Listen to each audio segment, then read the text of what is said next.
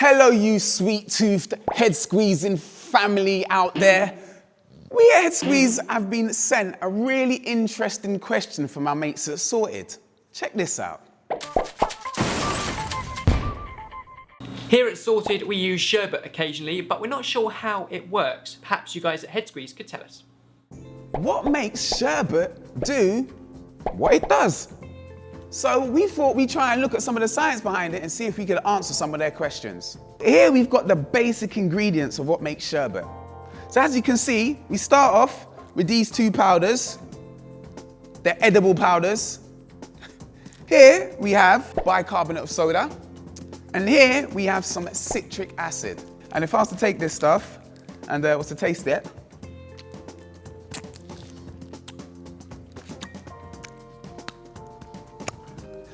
basically it's like a lemon with everything else taken away except for the sour. So that's citric acid. And you've got the bicarbs, which is more of a base. Now a base is something that reacts with an acid to neutralize it.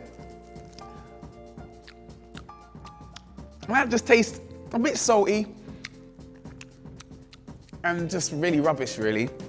Now the key important parts of the sherbet is these. These are what makes the magic happen.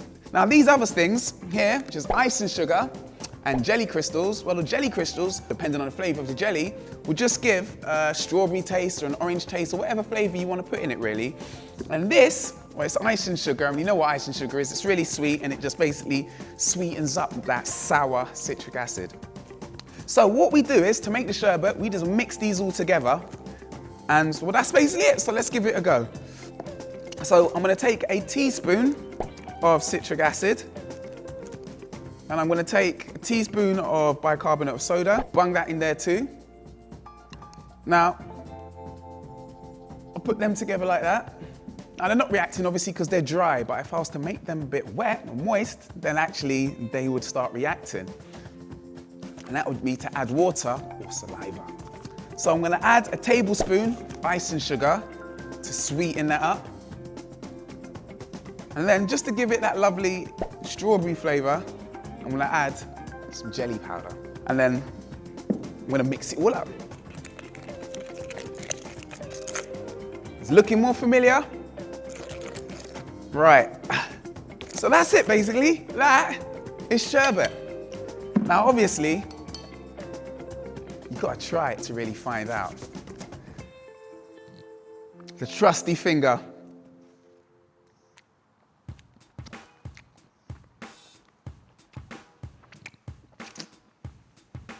I can feel it just fizzing and bubbling in my mouth. Now, the reason it's fizzing and bubbling is because the bicarbonate in it and the citric acid, as the saliva in my mouth mixed with those in my mouth, it caused a reaction to occur, an acid-base reaction. And anytime you get an acid mixing with a base, it basically leaves off a salt, carbon dioxide, CO2, plus water, H2O. So the bubbling I can feel in my mouth is actually the CO2 being released by that reaction. Actually, let me just try it again just to make sure.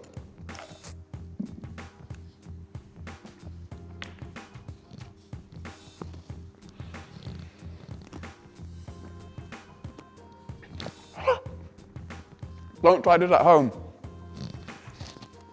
Oh, ooh, sherbet. Right. So basically, that is how you make sherbet, and that's why you get all of the sensations you get when you put it in. Now, if you was just to try the citric acid by itself, it is really tangy and zingy, so I wouldn't recommend it. You can try it if you want, because it's all edible substances. Now, just to prove that it's an acid and a base and there's a reaction going on, we've got an old trusty friend in that you can make as well, because I know you Sorted team like food. So here with our culinary skills, we've taken a red cabbage and we've done the old acid indicator trick with the red cabbage again. So we mixed it up, added some water, and we extracted this lovely purple looking juice. Doesn't smell very nice, but this, believe it or not, is an acid and base indicator. You can check out my video that I've done before to see how that works. If you add the indicator to a base, such as the bicarbonate of soda, it will go a particular color. Now, if it goes more towards the blue color, that means it's a base. And if it goes towards red, it's acidic. So let's have a look when we stick it in.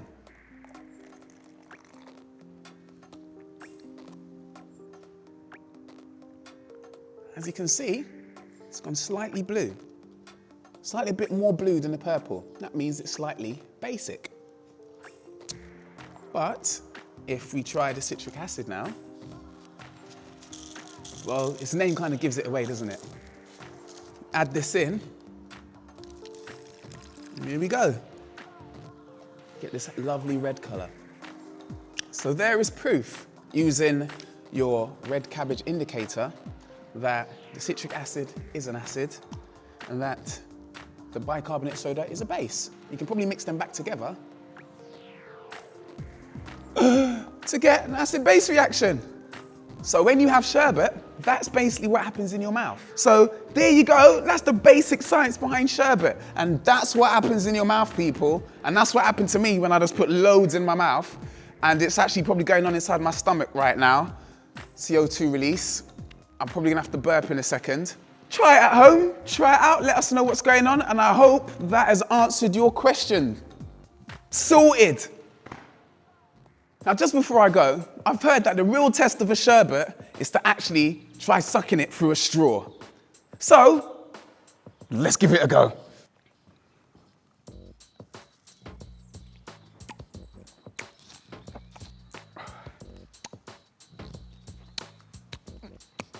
I don't know whether I should be saying to try it at home. Try it at home.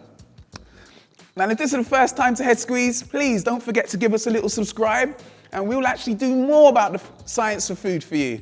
So I hope you've had fun. I hope you're gonna try that at home. We're out. Probably got diabetes now.